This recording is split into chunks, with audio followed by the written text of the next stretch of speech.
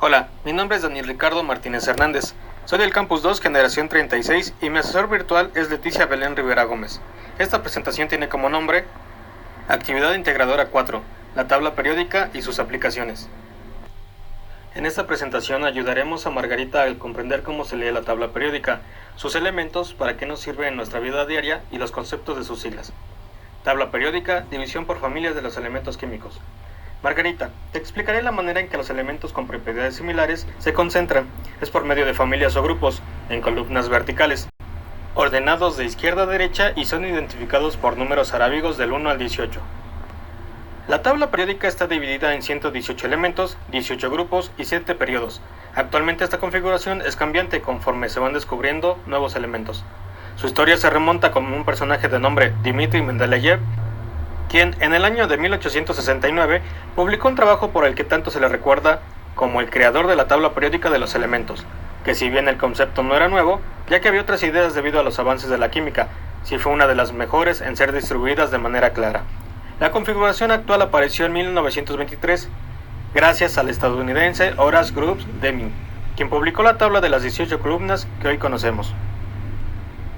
Tabla periódica, división en periodos. Los elementos se encuentran divididos en filas horizontales, denominados periodos, de izquierda a derecha, y están enumerados del 1 al 7 con números arábigos, de arriba hacia abajo por el costado izquierdo. Tabla periódica, clasificación de los elementos por número atómico. Para poder tener un orden específico en la tabla periódica, se ha tomado en cuenta el número atómico que representa el número de protones que contiene cada elemento y es único para cada uno.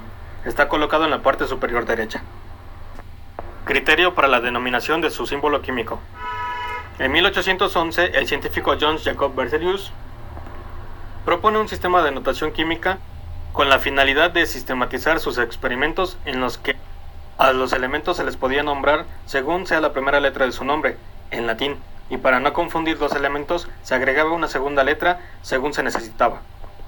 Por ejemplo, letra C mayúscula para carbono y C mayúscula A para calcio, CD para cadmio.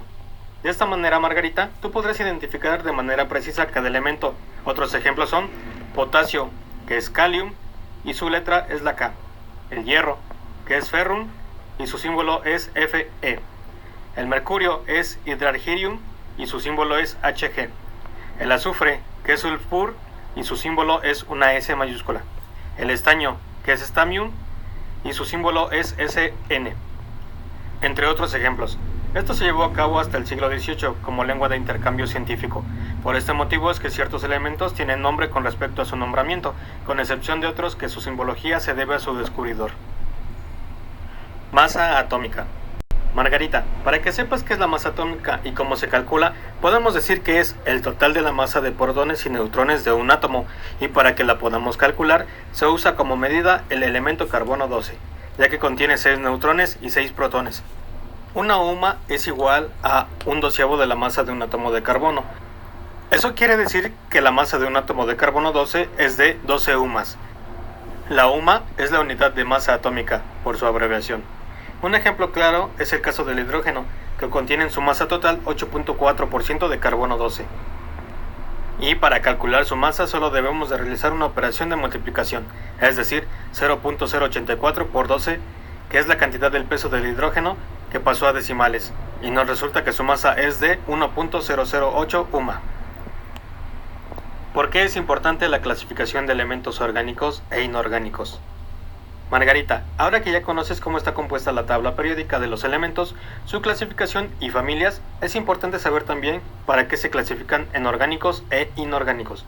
Su importancia es determinar el compuesto de la materia, como en el caso de los seres vivos, que están constituidos por un 99% de carbono, hidrógeno, oxígeno y nitrógeno. En medida de su combinación, forman los 4 principales tipos de compuestos orgánicos de los que están formados: carbohidratos, proteínas, lípidos y ácidos nucleicos, lo que su presencia evidencia vida. Además de su clasificación, permite evidenciar enfermedades en los seres humanos, con la ausencia de algún componente como por ejemplo el calcio y el fósforo, que son los componentes de los huesos y dientes, o el yodo, que es un componente de la hormona tiroidea que si no está presente provoca una enfermedad llamada bocio. Algunos ejemplos de compuestos orgánicos e inorgánicos. Orgánicos: Los lípidos como los ácidos grasos omega 3 o esteroides. Las proteínas, el poliuretano que es un derivado del petróleo. Inorgánicos, cloruro de sodio, que es la sal común, dióxido de silicio sólido, que es arena, o silicatos de sodio sólido, que viene siendo el vidrio. ¿Para qué nos sirve conocer la estructura de la tabla periódica en tu vida diaria? La estructura de la tabla periódica nos permite relacionar e ir descubriendo nuevos elementos que nos aporten más conocimiento acerca de cómo se compone la materia y los cambios que podría tener en ciertas configuraciones que aún no han sido descubiertas. Por otra parte, permite una clasificación ordenada y entendible para continuar su estudio.